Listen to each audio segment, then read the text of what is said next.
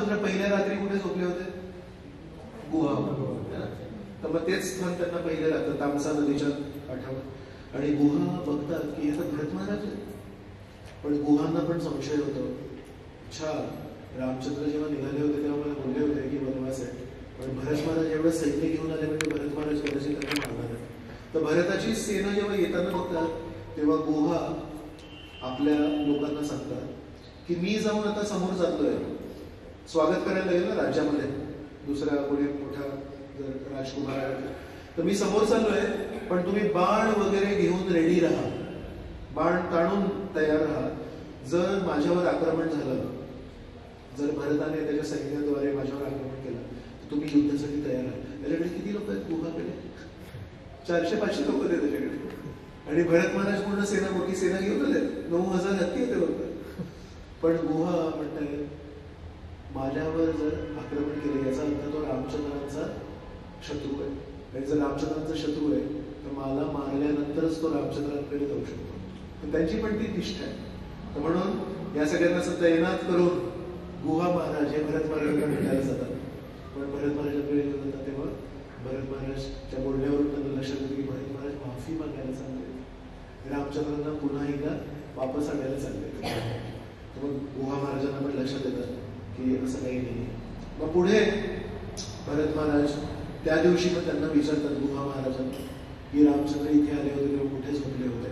मग ते दाखवतात कुठे झोपले, त्या जमिनीवर झोपले होते. मग त्या दिवशी भरत महाराज एक शपथ घेतात, जर रामचंद्र जमिनीवर झोपले तर मी त्याच्याकडे खाली झोपेन. मग म्हणजे त्यांनी काय खाल्लं? मग ते सांगतात की फळं वगैरे नाही खाल्ले, तर पाणी प्यायलं, तर मी अजून साधारण जीवन जगेन म्हणतात. अजून त्यांनी वस्त्र काय केले? तर गुहा महाराजांच्या घरी त्या दिवशी रामचंद्रांनी आपले जे वस्त्र होते ते तिथे बदलले. जेव्हा अयोध्येतून निघाले तेव्हा नाही बदलले. आणि त्यांच्या केसांना त्यांनी असं एक ना द्रव्य येतं माहिती, झाडातून काही काही चिकट चिकट असतं ते, तर ते रामचंद्रांनी ते द्रव्य लावून आपल्या केसांना बेसिकली जटा बनवल्या. साधू लोकांच्या जटा असतात तर त्या कशाच्या गुंतलेल्या वगैरे असतात, त्याची नीट काळजी नसेल, त्या मुद्दामून रामचंद्रांनी जटा बनवल्या. तर त्या दिवशी मग भरत महाराजांनी गुहाकडे स्वतःच्या केसांच्या पण जटा बनवल्या आणि मग पुढे निघाले. मग पुढे भरद्वाज ऋषींकडे भेटले. मग भरद्वाज ऋषींकडे जेव्हा एवढं मोठं सैन्य घेऊन आले, भरद्वाज ऋषींनी पण विचार केला मी पण आता थोडी परीक्षा बघतो, कशासाठी आले तुम्ही? म्हणजे मी रामचंद्रांना पुन्हा एकदा वापस नेण्यासाठी आलो. तर त्यांनी त्या दिवशी आपल्या योग शक्तीने भरताच्या पूर्ण सैन्यासाठी एक खूप मोठी मेजवानी केली, जादू, असं खूप मोठा एरिया कव्हर केला. तिथे त्यांनी शिबिरं बांधली, त्याच्यासाठी जेवणासाठी सगळे मांस वगैरे तिथे सगळं वर्णन केलं, मदिरा पण केली. आणि त्या दिवशी रात्री खूप मोठी फीस्ट झाली तिकडे. पण त्या सैन्यामध्ये प्रत्येक सैनिकाने ती मेजवानी स्वीकार केली. फक्त भरत महाराज एक अशा बाजूला बसून एकदम असे उदास बसलेले होते. त्याच्यावरून त्यांना लक्षात आलं एवढी मोठी जर मेजवानी आहे आणि सगळेजण आनंदाच्या वातावरणात आहेत आणि छान खातायत पितायत वगैरे, पण एकटे भरत महाराज बाजूला बसले. मग ही परीक्षा झाली की नाही, भरत महाराजांना याच्याशी काही घेणं नाही. असं भरत महाराज प्रत्येक व्यक्तीकडे जाऊन आपला खुलासा देत आहेत की मी याच्यामध्ये सामील नाही आहे, पण प्रत्येकाने केवळ त्यांचे शब्द स्वीकारून त्यांना निर्दोष नाही ठरवलं. प्रत्येकाने त्याची परीक्षा घेतली आणि त्या परीक्षेतून प्रत्येक वेळेस भरत महाराज हे निर्दोष स्थापित झाले. अशा प्रकारे मग भरत महाराज तिथून जेव्हा भरद्वाज ऋषींकडून निघाले तेव्हा मग आता चित्रकूटला ते पोहोचले. तर चित्रकूटला पण जे घर लक्ष्मणाने बनवलं होतं ती पर्णकुटी बनवली होती. आणि ती पर्णकुटीचं वर्णन आहे की वास्तुशास्त्रानुसार बनवली होती. तर मग जमिनीवर त्यांनी सिंदूर लावलं होतं, एक छान त्याला सुगंध येत होता. आणि भिंतींवर इथले काही गुफा असतील आणि मंदाकिनी नदीचा जो पात्र आहे त्याच्यातून काही चमकणारे दगड वगैरे असतील असे त्यांनी गोळा केले होते. आणि त्या पर्णकुटीराच्या भिंतींना त्यांनी छान छान असे माणिक काही असे दगडांनी त्यांनी सजावट केली होती. आणि या पर्णकुटीमध्ये एक कमरा त्यांनी विशेष केवळ राम आणि सीता यांच्यासाठी असा वेगळा केला होता. आणि त्या कमऱ्यावर त्यांनी मोरपंख लावले होते, ते एक वेगळ्या त्याला एक लोक. तर लक्ष्मण वारंवार विचार करतात की राम आणि सीता यांना आपण कशी सेवा करायची. अशा प्रकारे त्यांना तर रामचंद्रांनी सांगितले पर्णकुटी बनवा. आणि आपण जेव्हा पर्णकुटी म्हणतो तेव्हा काय, थोडे लाकूड आणू, थोडे एकत्रित करू, थोडे त्याच्यावर कदाचित शेण मारू, झालं आपली पर्णकुटी. पण लक्ष्मणाने त्यामध्ये पण वास्तुशास्त्र वापरलं. त्यामध्ये पण त्यांच्यासाठी एक वेगळा कमरा तयार केला, वेगळी रूम बनवली. आणि त्या वेगळ्या रूमला पती पत्नीची रूम म्हणून मोरपंखनी केलं. तशा लहान लहान ठिकाणी जेव्हा आपण मेहनत करतो तर त्यांनी आपलं प्रेम दिसून येतं. तुमचं राधानाथांचं एक छान वाक्य आहे, attention to details is a sign of love. आपण कोणाप्रती प्रेम कसं दर्शवणार की लहान लहान गोष्टींमध्ये आपण जेव्हा लक्ष टाकणार त्याच्यातून आपलं प्रेम आपण दाखवतो. जर लक्ष्मण प्रत्येक ठिकाणी लहान लहान गोष्टींवर भर देतात. मग रामचंद्र म्हणतात की समजा इथे काही बरं वाईट झालं, जसं अयोध्येमध्ये झालं आणि अयोध्येवरून आपण इथपर्यंत आलोय, समजा इथे पण काय झालं तर आपल्याला हे पण सोडायला लागेल. तर सीतादेवी म्हणतात हे असे सगळे साधू लोक असं का नेहमी बोलत असतात, सोडायच्या गोष्टी का करत असतात. कारण वाल्मिकी ऋषींना पण जेव्हा विचारलं की काय कुठे राहायचं वगैरे, तर वाल्मिकी ऋषी म्हणाले की हा इथे चित्रकूटला राहू शकता, पण असंही होऊ शकतं की चित्रकूटमधून पण पुढे जाऊ शकतो. तर जेव्हा आपण कोणाला सांगतो की इथे राहू शकता, तर राहू शकता याच्यावर भर द्यायला पाहिजे, इथून सोडून जाण्यावर नाही द्यायला पाहिजे. तुम्हाला हे वाल्मिकी ऋषी पण ज्या दिवशी सांगते इथे राहू शकता, इथे जवळपास राहायचे म्हटलं, तर इथे राहा हे सांगता सांगता त्याच वाक्यामध्ये सांगतायत की हे सोडून पण जावं लागेल. तसं आता लक्ष्मणाने जेव्हा ही पर्णकुटी छान बनवून दिली आहे, तर रामचंद्र म्हणतात कदाचित ही पर्णकुटी पण आपल्याला सोडून जायला लागेल. असं का म्हणतात? सीतादेवी असं प्रश्न विचारतात. तर तेव्हा रामचंद्र म्हणतात साधू लोक असं का म्हणतात, कारण त्यांना सांगायचं असतं की आपल्यासाठी हे जग जे आहे हे नेहमी अशाश्वत आहे. तर एक ते नेहमी जर ती भावना असेल की हे जग अशाश्वत आहे, या जगातली परिस्थिती अशाश्वत आहे, तर जास्ती टोचत नाही. तर ही थंडी आहे ना, पहिल्या दिवशी खूप टोचली की नाही. तर मी रोज सकाळी भक्तांना विचारतोय आज कसं आहे, प्रभूजी आज इतकं नाही आहे, आज इतकं नाही. तर त्यामध्ये थोडी एक सापेक्षता पण असेल. पण एक भक्तांनी सांगितलं की पहिल्या दिवशी जेव्हा आपण आलो नव्हतो तेव्हा आपल्या शरीराला ती सवय नव्हती. तर आपण अचानक जेव्हा पोहोचलो त्या दिवशी रात्री ना अशा थंडी अचानक प्रवेश केला तर त्याची टोचली. पहिल्या रात्री जेव्हा झोपलो तेव्हा असं एक थोडं मानसिक स्वीकार केला, बापरे खूप थंडी आहे, लगेच ओढून बिडून सगळे मफलर वगैरे बांधून. पण दुसऱ्या दिवशी कुठेतरी ना आतमध्ये आपण स्वीकार केलं होतं की आता इथे प्रचंड थंडी राहणार आहे. तर पहिली सकाळ जी होती इथे पूर्ण धुकं होतं. तर त्याच दिवशी ना सगळ्यांचा इथे आतमध्ये थर्मोमीटर असतो की नाही मनात कुठे, तो असं पूर्ण डीप झाला होता की हा इथे पूर्ण होणार आहे थंडी. दुसऱ्या दिवशी थोडं ऊन निघालं खरं, आणि आजही असं काही विशेष थंडी नव्हती. हा पण एक सत्य आहे.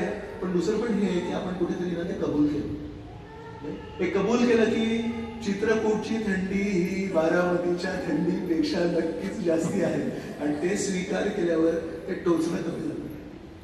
तशाच प्रकारे साधू लोक नेहमी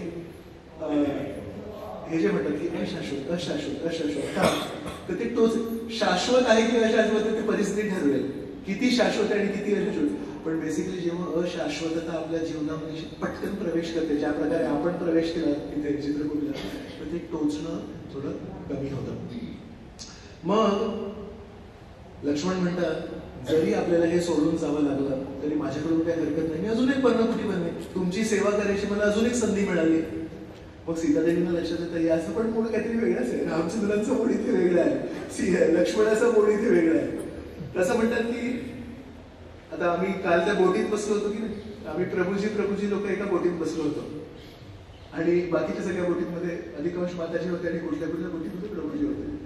तर आम्ही सगळे दर्शन करून बोटीत येऊन बसायचो. मोहनचंद्र प्रभू असतात, कारण मोहनचंद्र प्रभू माझ्यासोबत होते काल. तर आम्ही बोटीत येऊन बसायचो आणि बोटीमध्ये सांगायचो अरे चल पुढच्या ह्याच्यात. तेव्हा बाकी सब बोट तो खाली आहे ना, सब साथ में जाएंगे. मग एकदा झालं, मग दुसऱ्यांदा परत बोटीत अरे चलो बोट, तो नाही बाकी बोट तो खाली आहे ना. मग आम्ही बघितलं तुम्ही कुठे आहेत, सगळे माताजी लोक कुठे आहेत. मग सगळ्यांनी बघितलं की माताजी लोक शॉपिंग करतात. मग सगळे आमच्या बाजूला जे प्रभूजी लोक बसले होते त्यांना गुप्त गोदावरीला पण शॉपिंग करायचं आहे, आणि रामघाटला पण शॉपिंग करायचं आहे, आणि आज परिक्रमा करताना पण शॉपिंग करायचं आहे, आणि माताजी लोक खूप शॉपिंग करतात. अच्छा ठीक आहे असेल शॉपिंग करत असतील. तर हे काय सांगतोय की हे बारामती नाहीये, हे सीतादेवींपासून आहे. तर सीतादेवी जेव्हा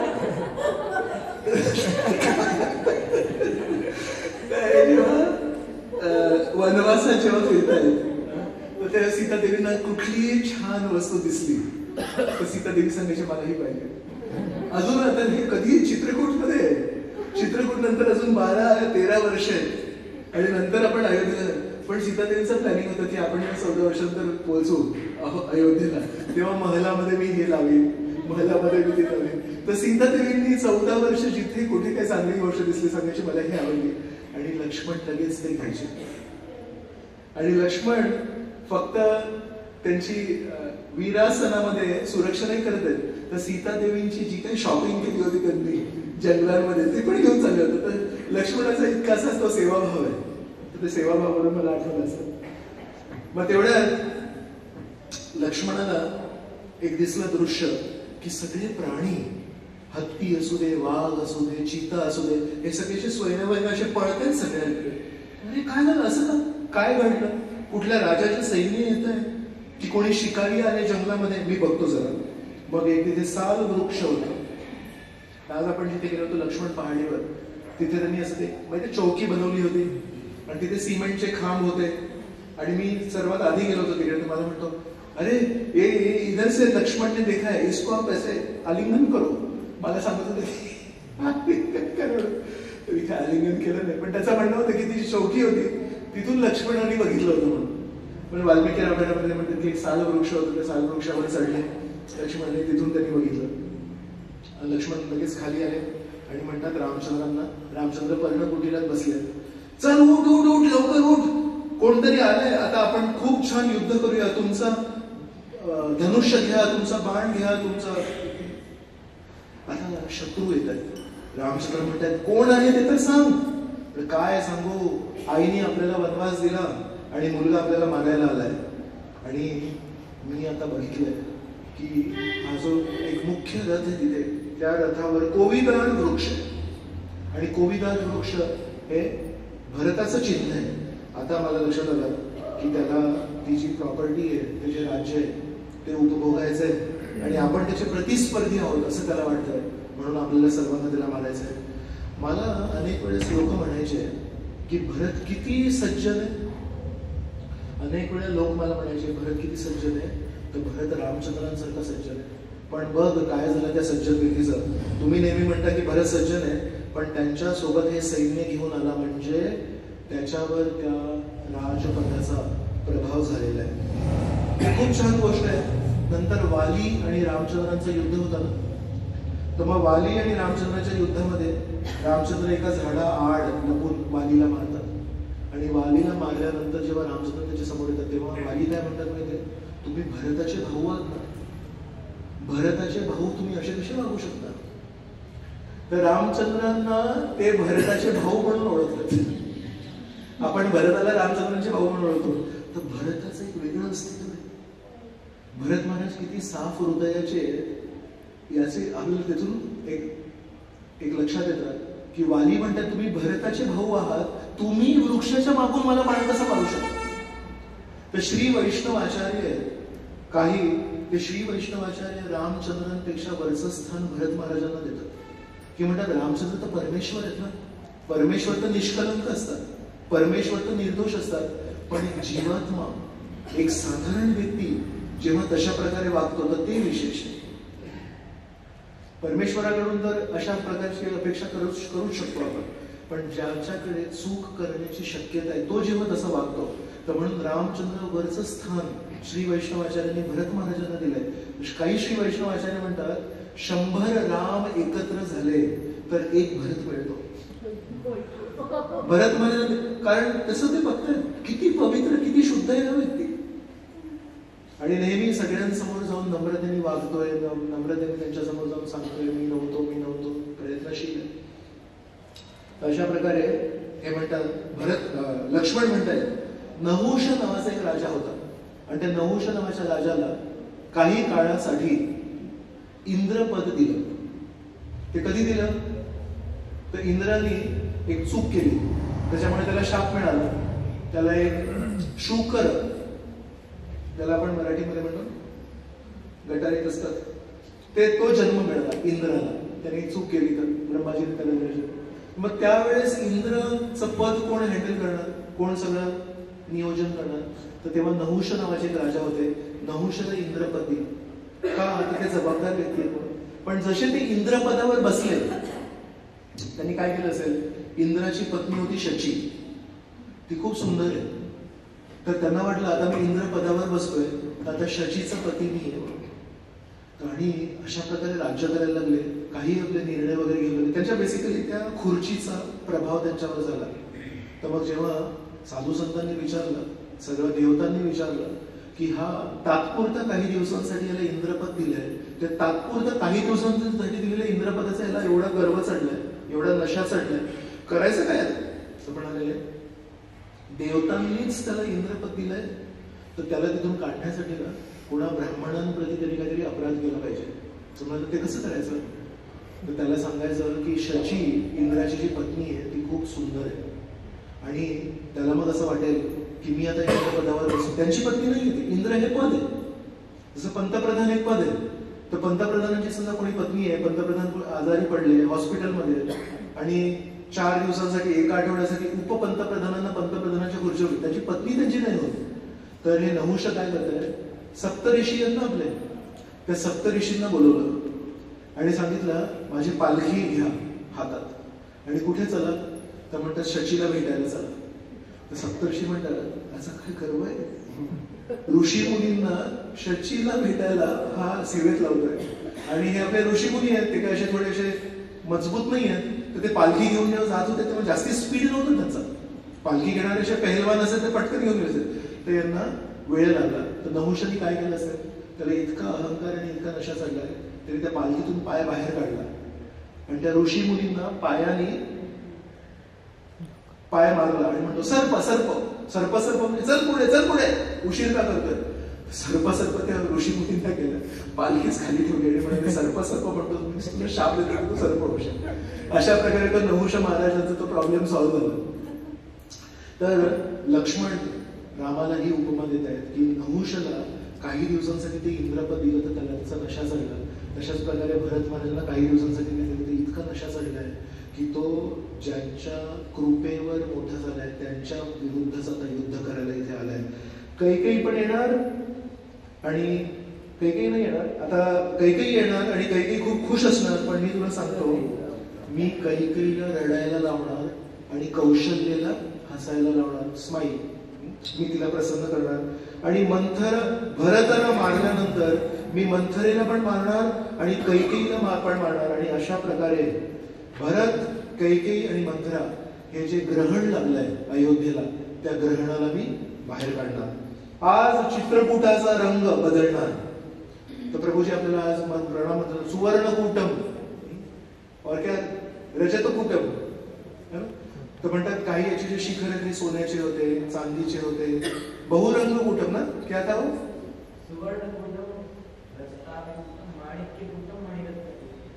और अनेक कुटुंब, बहुवर्ण कुटुंब, वेगवेगळ्या रंगाचे. तर लक्ष्मण म्हणतात आज या चित्रकूट पर्वताचा मी रंग बदलतो, या पूर्ण चित्रकूटाला लाल रंगाचा करणार मी.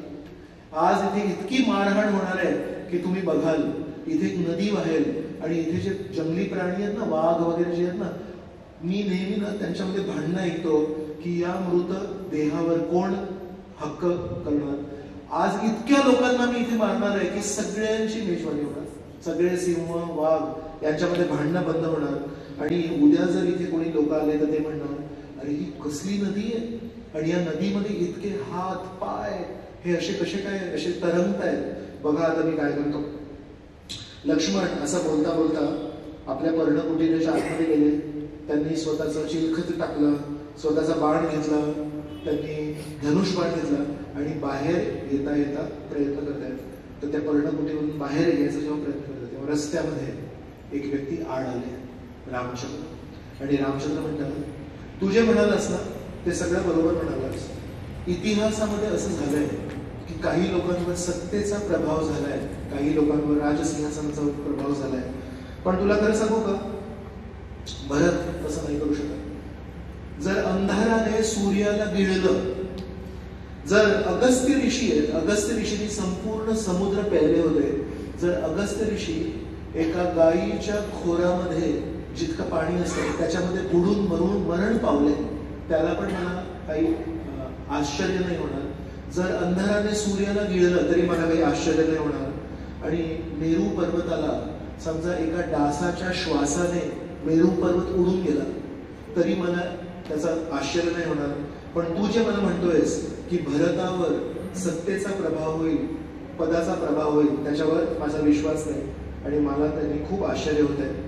मला माहिती आहे तो काय येतोय. तो केवळ इथे माझी माफी मागण्यासाठी येतोय. आणि तू जे काही आरोप भरतावर करतोयस, भरताचा आणि माझा संबंध इतका घनिष्ठ संबंध आहे. मी तुला एक गोष्ट सांगतो, तू भरतावर जे काही आरोप करतोयस ते वास्तविकपणे तू माझ्यावर करतोयस. तू असं कधीही विचार करू नकोस की माझा भाऊ मला मारण्यासाठी इथे येईल. माझ्या मनात हा विचार कधी येऊ शकत नाही. आणि एक खबरदार राहा, जर माझ्या उपस्थितीमध्ये तू भरताशी क्रूरपणे वागलास, जर तू काही अपशब्द वापरलेस तर बघ मग हे मला अजिबात सहन होणार नाही. आणि तुला जर खरोखर परीक्षा घ्यायची असेल ना, तुझ्या उपस्थितीमध्ये मी भरताला सांगतो की हे जे राज्य तुझ्याकडे आहे ते लक्ष्मणाला देऊन टाक. लक्ष्मणाला इच्छा आहे म्हणून ते लक्ष्मणाला लक्षात येतं, बापरे हे माझ्यावरच उलटलं. तर लक्ष्मण लगेच रामचंद्रांची माफी मागतात, गुडघ्यांवर येतात, प्रार्थना करतात आणि म्हणतात रामचंद्र माझ्या मनात अशी काही नाहीये आणि कृपया तुम्ही असा काही विचार करू नका. तेवढ्यात तो जो हत्ती मी म्हणालो, दशरथ महाराजांचा एक हत्ती होता, त्याचं नाव होतं शत्रुंजय. तर शत्रुंजय हत्तीचा आवाज येतो. तर हे लोक पळत पळत बाहेर जातात, बघतात हत्ती रिकामा आहे. मग त्यांना लक्षात येतं अच्छा काहीतरी घडलेलं आहे, बघू भरत महाराज वर आल्यावर. तर जसं मंदिरामध्ये माहिती वर शिखर असतं, तसं पर्णकुटीतून धूर येत होता. तसं तर शिखरासारखा असा धूर येत होता. तर भरत महाराजांसाठी तो धूर नव्हता, भरत महाराजांसाठी त्यांच्या दैवताचं ते मंदिर होतं. पर्णकुटी त्यांचं मंदिर आहे आणि त्याच्यावर जो धूर येत होता तो त्या मंदिराचं शिखर आहे. आणि आता परमेश्वराच्या दर्शनासाठी जसं आपण कधी कधी रांगेत उभे राहतो आणि आतुरतेने नाम कीर्तन करत असतो, कधी दर्शन उडेल कधी दर्शन उडेल, तसं भरत महाराज असे पळत वर येत आहेत आणि रामचंद्रांचं दर्शन करण्यासाठी खूप आसुसलेले आहेत. आणि तेव्हा विचार करतायत जरी रामचंद्र पण मला समजू शकले नाही आणि रामचंद्रांनी जर मला नाकारलं तरी मी त्यांच्या पाया पडी, मी त्यांचे पाय धरीन आणि माझ्या अश्रूंनी माझ्या रामचंद्रांचा चरणांचा मी अभिषेक करीन. पण मला एक माहिती आहे, रामचंद्र जाणतात, रामचंद्र नक्की मला स्वीकार करतील. या आशेवर मी आजपर्यंत इथे आलोय. तर भागवताच्या 10व्या स्कंदामध्ये पण अक्रूर नावाची एक व्यक्ती, तर अक्रूर हे आयुष्यभर कंस राजासोबत होते आणि कंस राजाचे जे बाकीचे सगळे नातेवाईक होते त्यांनी बघितलं की कंस राजा हा इतका क्रूर आहे. तर ऍक्च्युली मथुरा हे सगळं जो प्रदेश इथे ते लोक राहतात, अंधक वंश, वृष्णी वंश, कुकुट वंश, हे सगळं सोडून गेले तिकडून. पण अक्रूर एक असा सज्जन होता जो सोडून नाही गेला. जे क्रूर व्यक्ती होते, जे दुर्जन होते ते थांबले आणि जे सज्जन व्यक्ती होते ते कंस राजाच्या सगळं तो दुर्व्यवहार बघून, चुकीचा व्यवहार बघून पळून गेले. एक अक्रूर असे चांगले भक्त सज्जन होते जे त्या क्रूर कंस राजासोबत थांबले. का बरं? कारण ते इतके सज्जन आहेत, ते इतके चांगले भक्त आहेत. त्यांना देवकी आणि वसुदेवच्या लग्नाच्या दिवशी झालेल्या आकाशवाणीवर पूर्ण विश्वास. तर त्या आकाशवाणीमध्ये सांगितलं होतं, हे कंस, या देवकीचा 8वा गर्भ तुझा वध करेल. तर अक्रूराला त्या आकाशवाणीवर विश्वास आहे. म्हणतायत जेव्हा केव्हा देवकीला 8वा गर्भ होईल, 8वा पुत्र होईल, तेव्हा तो कंसराजाला मारेल. तो परमेश्वर असेल की नाही, तर परमेश्वराचे जर दर्शन करायचे असेल तर हे मला सोसायला लागेल. तर म्हणून अक्रूराला तिथे गुदमरायला होतं. एका सज्जनाला एका क्रूर राजाच्या अधीन राहणं किती चुकीचं आहे, किती गुदमरायला होत असेल. पण त्याच्या मनामध्ये नेहमी एकच गोष्ट आहे, जर मी 8 वर्ष काढले तर कधी ना कधी मला श्रीकृष्णांचं दर्शन होईल. आणि त्या श्रीकृष्णांच्या दर्शन प्राप्तीसाठी जर थोडाफार जर त्रास झाला तर त्याच्यामध्ये काय चुकीचं आहे. आणि बघा गमतीची गोष्ट काय की जेव्हा श्रीकृष्ण आणि बलराम यांना वृंदावनामधून मथुरेला आणायचं होतं, बोलवणं पाठवायचं होतं, तर कंस राजाकडे किती सैनिक होते. कंसाच्याकडे किती दूत होते, किती मंत्री होते, किती त्याच्याकडे ऑप्शन होते, पण त्यांनी एवढ्या सगळ्या लोकांमधून अक्रूराला निवडलं का? तर परमेश्वराने त्यांना प्रतिसाद दिला. एवढा त्यांनी सहन केलंय चुकीचा संघ का? एक दिवशी श्रीकृष्णाचे दर्शन होते म्हणून कंसाने पण बरोबर अक्रूरला निवडलं आणि म्हणाले, माझा संदेश घेऊन जा वृंदावनामध्ये आणि सांग की इथे एक कुस्तीची शर्यत लावली आणि त्या कुस्तीच्या शर्यतीला तुला बोलवलंय म्हणून. आणि अक्रूर जेव्हा चालले मथुरेतून वृंदावनाला तेव्हा विचार करताय, मी कोणाचा संदेश घेऊन चाललोय? कंस मामाचा संदेश घेऊन चाललोय. आणि ज्या कंस मामाने रोज सकाळ दुपार संध्याकाळ कमीत कमी 3 वेळा दररोज मारायचा प्रयत्न केला, श्रीकृष्णाला मारायचा प्रयत्न केला. श्रीकृष्ण या जगामध्ये अवतरले ते कंसाला मारायला. तर मी सज्जन आहे, पण मी कोणाचा संदेश घेऊन चाललोय? मी कोणाचा प्रतिनिधी बनून चाललोय? कंसाचा प्रतिनिधी बनून चाललोय. समजा श्रीकृष्णांना हे लक्षात नाही आलं आणि श्रीकृष्णांनी माझी फक्त तोंड ओळख बघितली, अच्छा तू कंसाचा संदेश घेऊन आलाय आणि मला त्याच्यामध्ये मोजणी केली तर, मला मारून टाकलं तर. पण मग तेव्हा ते स्वतःला सांत्वना देतात आणि म्हणतात, पण नाही, श्रीकृष्ण असे उथळ नाही. जरी मी कंस राजाचा संदेश घेऊन चाललोय, पण श्रीकृष्ण सर्वांच्या हृदयात आहेत. श्रीकृष्णांना माहिती आहे की मी इतकी वर्ष कंस राजाची सेवा का केली, केवळ एका कारणाने, एका उद्देशाने, एक ना एक दिवशी श्रीकृष्णाचं दर्शन मिळेल म्हणून. श्रीकृष्ण माझ्या हृदयात आहेत. जरी मी चुकीच्या बाजूने राहतोय, चुकीच्या बाजूचं प्रतिनिधित्व करतोय, पण श्रीकृष्ण मला कधी चुकीचं समजणार नाही. आणि या आशेने अक्रूर श्रीकृष्णाला प्रार्थना करतात आणि त्या प्रार्थना गात गात मथुरेहून सकाळी निघतात आणि वृंदावनाला सूर्यास्ताच्या वेळेस पोहोचतात. आणि मथुरेवरून वृंदावन किती किलोमीटर आहे? 12 किलोमीटर. चालत गेलो तरी आपण दुपारपर्यंत पोहोचू. पण अक्रूर भावविभोर प्रार्थना गात गात भावविभोर झाले. तर जेव्हा वृंदावनाच्या शेजारी येतात तेव्हा रथावरून खाली उतरतात आणि तिथे धूळ बघतात आणि म्हणतात, या धुळीमध्ये नक्कीच श्रीकृष्ण कधीतरी चालले असेल.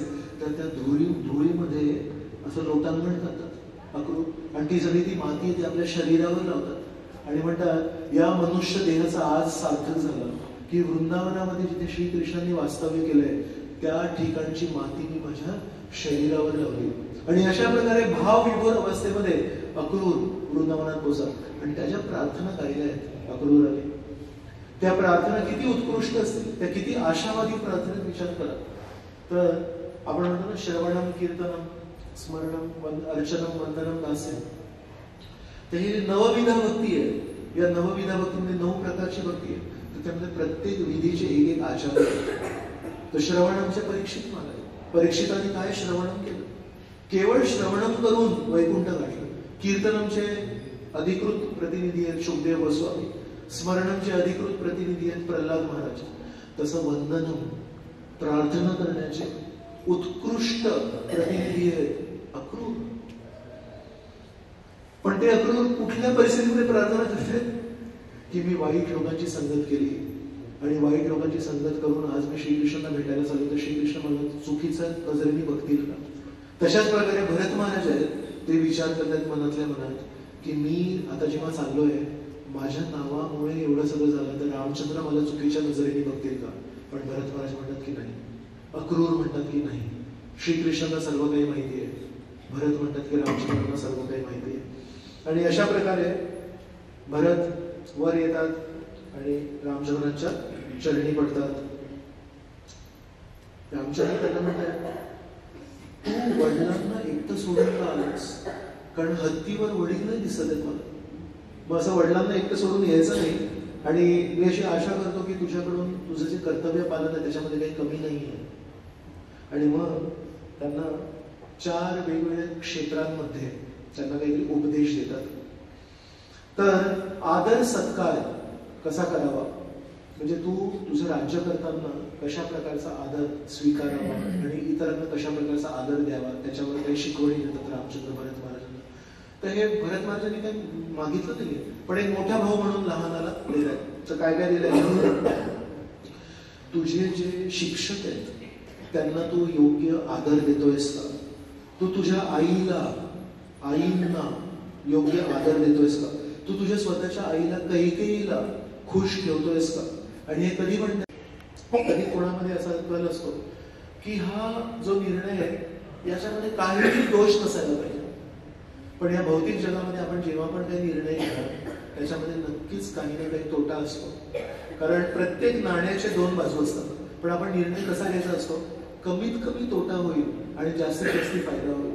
पण तोटा विरहित निर्णय आजपर्यंत मी असं कधी बघितला नाही. प्रत्येक निर्णयाची काही ना काही दुसरी dark side of the moon. चंद्राला पण एक मागे सावली आहे. चंद्र असा पूर्ण गोल चमकत नाही. तसं प्रत्येक निर्णयाचा एक काहीतरी चांगला परिणाम असतो आणि वाईट परिणाम असतो. फक्त वाईट परिणाम कमीत कमी ठेवायला पाहिजे, मर्यादित ठेवायला पाहिजे. पाचवा आहे की कधी पण काही निर्णय घ्यायचा असेल तर तो विलंब नाही करायला पाहिजे. जर माहिती आहे निर्णय घ्यायचा आहे तर मग पटकन लोकांना एकत्रित करून योग्य प्रमाणामध्ये तो निर्णय घेतला पाहिजे. निर्णय घ्यायचा आहे आणि तो असं 6 महिने 10 महिने विलंब होत चाललाय तसं करायचं नाही. मग म्हणतात योग्य शहानिशा करण्यापूर्वी कधी पण तू न्याय देऊ नको. कधी पण न्याय द्यायचा असेल तर योग्य शहानिशा करून असते. म्हणतात कधी एका चोराला जर धरलेस, एका अपराध्याला धरलेस तर लोभापोटी लाच मिळेल म्हणून त्याला कधी सोडू नको. तो कितीही मोठा असेल तरी त्याला शिक्षाही झालीच पाहिजे. आणि म्हणतात 8वी शिकवण देतात की तुझे जे मंत्री आहेत त्यांना गरीब आणि श्रीमंत दोघांप्रती समभावना ठेवायला तू प्रशिक्षण दिलं पाहिजेस. त्यांचा श्रीमंतांप्रती कल नसायला पाहिजे. किंवा कधी कधी आजच्या जगामध्ये बोलताना तरी कमीत कमी म्हणतात आम्ही गरिबांच्या बाजूने. तर गरिबांच्या बाजूने कल पण नसायला पाहिजे आणि श्रीमंतांच्या बाजूने पण कल नसायला पाहिजे. समाजाला दोघांची गरज आहे.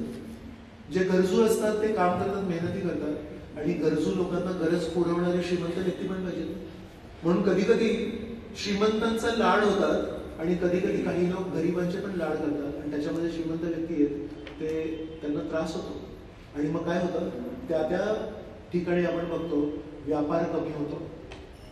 तर काही काही स्टेट्स, काही काही राज्य आपल्या भारतामध्ये तिथे कम्युनिझम, साम्यवाद म्हणतात त्याला. पण त्या स्टेटमध्ये जर आज तुम्ही गेले तर तिथे गरिबी आहे, साम्यवाद नाही. का? कारण तिथे जे मुद्दलवादी कॅपिटलिस्ट आहे ना, जे मुद्दल देतात कुठलाही धंदा व्यापार सुरू करण्यासाठी, त्यांना इतकं दाबलं, त्यांच्यावर इतके नियम लावले, ते म्हणाले ठीक आहे आम्ही दुसऱ्या राज्यात चालले जातो.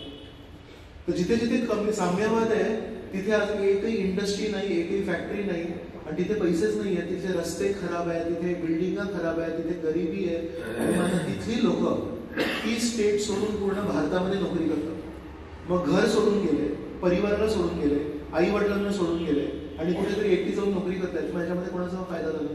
तर म्हणून रामचंद्र हे भरत महाराजांना म्हणतात की गरीब आणि श्रीमंत दोघांकडे कल नको, दोघांकडे योग्य ती काळजी घेतली पाहिजे.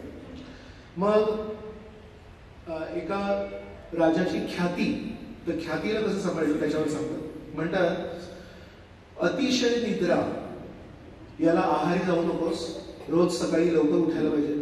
एका राजाला सांगतात. ते कोणी पण नेतृत्वाच्या पोझिशनला असतील तर त्यांना हे लागू होतं. म्हणतात कधी पण मी जे निर्णय घेतले ते योग्य घेतले का याच्यावर थोडंसं मनन करायला पाहिजे. ते कधी करायला पाहिजे? पहाटेच्या वेळी करायला पाहिजे. मग तिसरी गोष्ट सांगतात, नेहमी तू नेतृत्व करतोयस ना, छान सुंदर आकर्षक कपडे नेसायला पाहिजेत. का? कारण आपल्या नेत्याला जेव्हा चांगले कपडे घालून लोक बघतात तेव्हा लोकांना छान वाटतं आणि एक त्यांच्यामध्ये सकारात्मकता वाटते. तिसरी गोष्ट सांगतात की कधी पण साधारणातल्या साधारण व्यक्तीला पण त्यांच्या काही कंप्लेंट्स असतील ते ऐकण्यासाठी तू स्वतःला उपस्थित ठेव. का? कारण नेहमी दुसऱ्यांवर अवलंबून नाही राहिला पाहिजे. माहिती मिळवण्यासाठी स्वतः पण आपण सगळ्यांशी बोलायला पाहिजे आणि विचारायला पाहिजे की काय चाललंय. मग म्हणतात ऐश्वर्य आणि इंद्रिय तृप्ती याला कधी तू आहारी जाऊ नकोस. म्हणतात कधी पण प्रसाद घेताना, जेवण करताना एकटा कधी जेवू नकोस. काही ना काहीतरी आपण आपल्या प्लेटमधून इतरांना द्यायला पाहिजे. नाहीतर आपण एकटं जेव्हा जेवतो तेव्हा आपलं हृदय कठोर होतं. तर नेहमी वाटप करून आपण जेवायला पाहिजे. मग म्हणतात की चुकीच्या सवयींना आहारी जाऊ नकोस, कारण याच्याने ब्राह्मणांप्रती तू अपराध करशील आणि ब्राह्मणांचे शाप स्वीकार करशील. आणि 8वी शिकवण देतात, तुझे जे सेवक आहेत, तुझे जे दास आहेत महलामध्ये, त्यांच्यामध्ये इतकी भीती निर्माण करू नकोस की तुला बघून ते पळून जातील. आणि इतकं त्यांना जवळ घेऊ नकोस की तुझी मस्करी कर. त्यांना एका योग्य अंतरावर ठेवायला पाहिजे. त्यांना तुझ्याप्रती आदर पण पाहिजे, पण भीती नाही पाहिजे. तर छान नाजूक मुद्दा आहे हा, की आपल्या खाली जे काम करतात कधी कधी आपण एक भीतीचं वातावरण निर्माण करतो आणि भीतीच्या वातावरणामुळे लोक आपल्यापासून दूर पडतात. आणि कधी कधी आपण भीती नष्ट करण्यासाठी त्यांना इतकं जवळ घेतो की आपल्या खालच्या लोकांना आपल्यावर मस्करी करायला पण लाज नाही वाटत. मग जर कोणी व्यक्ती त्यांच्या वरच्या व्यक्तीची मस्करी करत असेल तर तो वरच्या व्यक्तीचा आज्ञापालन कसं करतो. तर खूप छान ही शिकवण देतात. आणि आता चौथा विषय, पाचवा विषय, चौथा विषय की गट टीम मॅनेजमेंट. सगळ्यांना सोबत घेऊन काम कसं करायचं ते रामचंद्र भरत महाराजांना सांगतात. म्हणतात 1000 मूर्ख लोकांपेक्षा एक हुशार व्यक्ती नेहमी बरा. दुसरी गोष्ट सांगतात, कधी पण कुठल्या व्यक्तीला तू जेव्हा काही सेवा देशील तेव्हा त्याची बुद्धी, त्याचं कौशल्य, त्याचं पद हे बघून त्याला तू ती सेवा दिली पाहिजेस. कोणाला पण कुठलीही सेवा नाही देऊ शकत. साम्यवादामध्ये सांगतात ना, प्रत्येक जण इक्वल आहे, प्रत्येक जण सम आहे, मग कोणालाही काही द्यायचं. तर रामचंद्र म्हणतात तसं नाहीये. प्रत्येकाची बुद्धी वेगळी असते, प्रत्येकाचं कौशल्य वेगळं असतं, त्यानुसार आपण त्याला सेवा द्यायला पाहिजे. मग म्हणतात आजूबाजूला असे मंत्री ठेव नेहमी, असे तुला मार्गदर्शक ठेव जे केवळ हुशार नाहीये, जे केवळ शुद्ध नाहीये, तर त्यांनी वैदिक संस्कृतीमध्ये स्वीकार केलेल्या परिवारामध्ये जन्म घेतला असेल. तर म्हणजे म्हणतात तो व्यक्ती हुशार आहे आणि तो व्यक्ती एकदम शुद्ध आहे, पण त्याचा परिवार शुद्ध नसेल तर कधी ना कधी त्या परिवाराच्या संस्काराचा त्या व्यक्तीवर प्रभाव पडणार. तर म्हणतात त्याचा परिवार पण शुद्ध पाहिजे. तर किती सूक्ष्म मुद्दा आहे. तर अनेक वेळा मी लग्नाच्या वेळेस बघतो, मला कोणी कोणी काय काय सांगतात. तर म्हणतात तो मुलगा छान होता, ती मुलगी छान होती, पण लग्न झाल्यानंतर म्हणतात की घरची परिस्थिती वेगळी होती, घरचे आई वडील भाऊ बहीण वगैरे ते वेगळे होते. म्हणून लग्न ना दोन व्यक्तींमध्ये नाही होत. आपल्याला वाटतं लग्न मुलं आणि मुलगीमध्ये होतं, लग्न दोन परिवारांमध्ये होतं. तर कधी कधी नवीन पिढीचा एक कल असतो की मला ती आवडते, तुम्हाला काय प्रॉब्लेम आहे. किंवा मुलगी म्हणते की मला तो आवडतो, काय प्रॉब्लेम आहे. आमच्या दोघांचं चांगलं जमतंय, 2 वर्षांपासून आम्ही सोबत आहोत. तुमच्या दोघांचं बरोबर जमतंय, पण लग्न झाल्यानंतर 2 जण सोबत नाही राहत, 2 परिवार एकत्र राहतात. त्याच्यामुळे रामचंद्र म्हणतात की परिवार पण खूप महत्वाचं आहे. चौथी गोष्ट सांगतात की तुझ्या मंत्र्यांना नेहमी अशी प्रशिक्षण दे की एकदा निर्णय घेतला तर तो दगडावरची रेत अशी वृत्ती नाही पाहिजे. आपण घेतलेले निर्णय जर उद्या लक्षात आलं की ते योग्य नाहीये तर ते बदलायची पण आपल्यामध्ये तेवढी नम्रता पाहिजे. अशा प्रकारच्या मंत्र्यांना तो तुझ्याजवळ ठेवू नये. पाचवी गोष्ट सांगतात की तुझी जी सेना आहे ती नेहमी हुशार, शूर पण सुसंस्कृत पाहिजे. हातामध्ये बंदुकी घेऊन, हातामध्ये तलवारी घेऊन लोकांमध्ये भीती निर्माण नाही करायची. कधी कधी असं होतं ना, श्री प्रभुपाद जेव्हा रशियाला गेले होते तेव्हा श्री प्रभुपादांनी बघितलं की रशियामध्ये लोक, त्या काळची गोष्ट आहे, कम्युनिस्ट साम्यवादाची गोष्ट आहे, की सगळेजण अशा भीतीमध्ये होते. तेव्हा प्रभुपाद म्हणाले हे जास्त दिवस टिकणार नाही, ही जी कृत्रिमपणे भीती निर्माण करताय. तर रशियाच्या लोकांना सैन्य दाखवून, बंदुकी दाखवून दाबून ठेवलं होतं. प्रभुपादांनी तेव्हा सांगितलं होतं जास्त दिवस टिकणार नाही. आणि मग 1991 मध्ये पूर्ण तो साम्यवाद जो होता रशियाचा तो कोसळला आणि USSR अनेक देशांचं ते साम्राज्य होतं, सगळे देश वेगवेगळे झाले. मग म्हणतात की जे शूरवीर सैनिक आहेत जे तुझ्यासाठी काहीतरी विलक्षण करतायत त्यांना सगळ्यांच्या देखत तुला सत्कार करायला पाहिजे. शूरवीर लोकांचा नेहमी सर्वांच्या देखत सत्कार करायला. म्हणतात सैन्याला नेहमी पगार वेळेवर द्यायला पाहिजे आणि त्यांना जे काही त्यांच्या गरजा आहेत त्या नेहमी वेळेवर पुरवल्या पाहिजे, नाहीतर सैन्य तुझ्या विरुद्ध जाईल. मग म्हणतात तुझा जो प्रतिनिधी आहे इतर देशांशी संबंध जोडण्यासाठी तो कसा शोध, जो ज्ञानी आहे, हुशार आहे, कौशल्य आहे आणि त्याला कुठल्या वेळेस कुठले शब्द वापरायचे हे समजते. त्याला आपण मराठीमध्ये म्हणतो प्रगल्भता. तर तुझा जो प्रतिनिधी आहे तो प्रगल्भ पाहिजे, फक्त हुशार नाही पाहिजे. मग म्हणतात रामचंद्र तुझे जे मुख्य ऑफिसर आहेत तुझ्यासाठी काम करणार आहेत त्यांच्यावर नजर ठेवण्यासाठी कमीत कमी 3 गुप्तचर ठेव. एक गुप्तचर ठेवलास तर तो खोटं बोलू शकतो, पण 3 गुप्तचर एकाच वेळेस खोटं नाही बोलू शकत. मग म्हणतात की तुझ्या स्वतःच्या मुलांवर, तुझ्या गुरूंवर कधी पहारा नाही ठेवायचा, कधी गुप्तचर नाही ठेवायचे. कारण गुरूंवर उपलक्ष नसतात ठेवायचे आणि मुलांवर नसतात ठेवायचे. पण म्हणतात थोडं माहिती पाहिजे की तुझी मुलं काय करतात. पण मुलांना जर वाटलं की माझे वडील माझ्यावरच गुप्तचर लावले तर मग वडिलांमध्ये आणि मुलांमध्ये एक वाईट भावना निर्माण होते. आणि शेवटचं म्हणतात की कधी पण तुझे जे वैद्य आहेत ते चांगले ठेव, कधी पण तुझं आरोग्य सांभाळून ठेवतील. आणि तुझे जे सेवक आहेत त्यांना पण योग्य ठेव, जे नेहमी तुझी सेवा करतील. आणि म्हणतात की तुझ्याजवळ अशा कुठल्या शूरवीर व्यक्तीला नको ठेवूस जो राजा बनण्याच्या अभिलाषेने तुझ्याकडे आला. तुझा जो सेनापती आहे तो सेवा भावनेने पाहिजे, नाही तर उद्या एक दिवशी तुला कधीतरी मानून तो पण राजा बनायची इच्छा करेल. आणि नंतर शेवटचं म्हणतात एका राजाने हे 14 दुर्गुण टाळले पाहिजे. तर भरत महाराजांना हे सांगितलं. पण भरत महाराज दुसराच अजेंडा घेऊन आलेत. भरत महाराज म्हणते की मला राजा नाही बनायचंय, पण रामचंद्र आधीच त्यांना सगळे ट्रेनिंग देतात. मग काय काय सांगतात म्हणतात पहिला एका लीडर, एका नेतृत्व करणाऱ्या व्यक्तीचा पहिला दोष काय असू शकतो, या भौतिक जगाला तो आध्यात्मिक जगतापेक्षा जास्ती वर्चस्व देतो. तर हे तू कधी करू नकोस. दुसरं निष्काळजीपणा कधी करू नकोस. तिसरं पुढे ढकलण्याचा दोष कधी करू नकोस. काही निर्णय घ्यायचा उद्या घेऊ, काही काम करायचंय परवा करू, नाही, योग्य वेळी निर्णय घ्यायला पाहिजे. चौथी गोष्ट, जे तुझ्या राज्यामध्ये चांगले सज्जन आहेत त्यांची प्रशंसा करणे, त्यांचा सत्कार करणे हे कधी टाळू नकोस. पाचवी गोष्ट, नशा वगैरे करून आपल्या कर्तव्य पालनाकडे दुर्लक्ष कधी करू नकोस. सहावी गोष्ट, इंद्रिय तृप्तीसाठी कधी आहारी जाऊ नकोस. सातवी गोष्ट, कधी एकट्याने सगळे निर्णय घेऊ नकोस. आठवी गोष्ट, जे निर्णय घेतले ते अंमलात आणण्यासाठी टाळमटार करणे, असं करू नकोस. नववी गोष्ट शिकवण की डिसऑनेस्टी म्हणजे खोटारडेपणा कधी करू नकोस. 10वी गोष्ट, तुला जर काही गुपित माहिती आहे तर ते नको त्या लोकांना सांगू नकोस.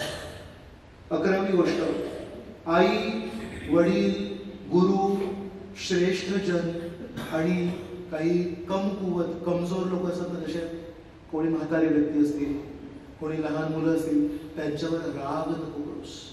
तर ह्या सगळ्या लोकांवर तू कधी रागीत नाही व्हायला पाहिजे. 12वी गोष्ट म्हणतात, जे तुझ्या विरुद्ध मताचे आहेत आणि त्यांनी ठरवलंय की त्यांना नेहमी तुझा विरोधच करायचा आहे, त्यांच्याशी चर्चेमध्ये वेळ वाया घालवू नकोस. कारण ते चर्चा नाही करत आहेत, त्यांनी आधीपासून तू जे म्हणशील त्याला नेहमी विरुद्धच जाणार.